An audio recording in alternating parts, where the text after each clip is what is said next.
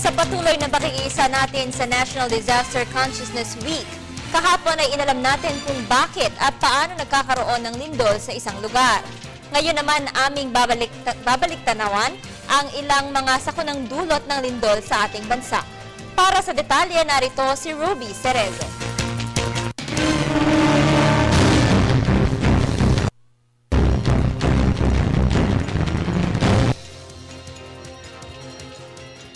Isa sa hindi malilimutang pangyayari na naranasan sa bansa ay ang 1990 earthquake na naganap noong July 16 kung saan humigit kumulang na 1,600 katao ang namatay sa lindol na ito.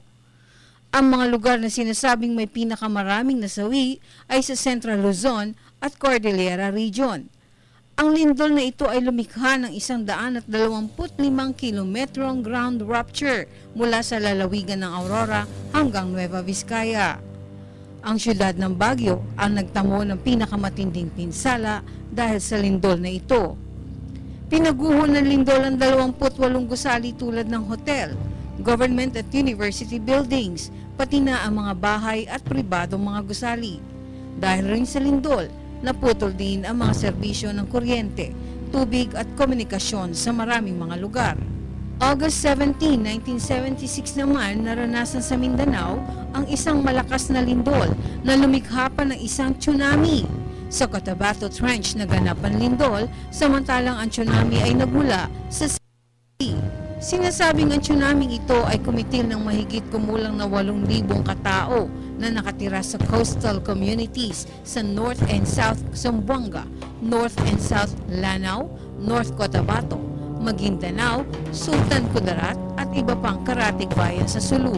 Ang pinakamalakas na lindol na marami ang namatay ay noong 1976, August 17, 1976, kung saan magnitude 7.9 yung lindol. Maraming namatay na tao dahil hindi sa paggugalang ng lupa, mas maraming namatay dahil sa tsunami. At noong 1976, August 17, dumating ang tsunami wave sa isang dalampasigan na malapit sa epicentro 2 minutes after the earthquake, at yung iba, mga 20 to 30 minutes. Ang pinakamataas na wave ay 9 meters, so mga 6,000 ang namatay na tsunami dyan sa Mindanao. Ito ay nangyari sa Morogoro. So sa Southwest Mindanao ay marami ang naka-experience na at hindi yan malilimutan. June 15, 1991, naganap naman ang Mount Pinatubo eruption.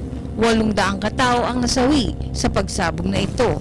Sa pagsabog ng Pinatubo, naramdam ng lindol na may magnitude na 7.8, 100 kilometers northeast ng Pinatubo region.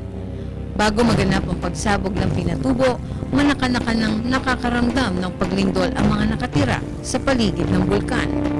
Siguro ang masasabi natin na maaalala ng mga tao ay ito yung nangyari noong 1991 eruption sa Mount Pinatubo.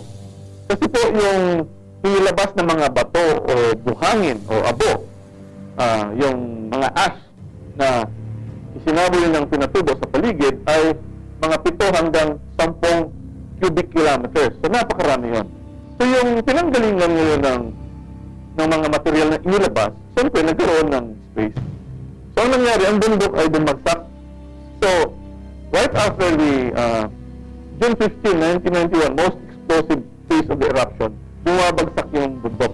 Hindi yan makakalimutan ng mga tao dahil sa isang minuto, mga 4 hanggang 5 lindol. At ako'y nandoon noon na for many hours, talagang bumabagsak yung bundok at yung paglindol ay nangyayari even after 2 years ng eruption.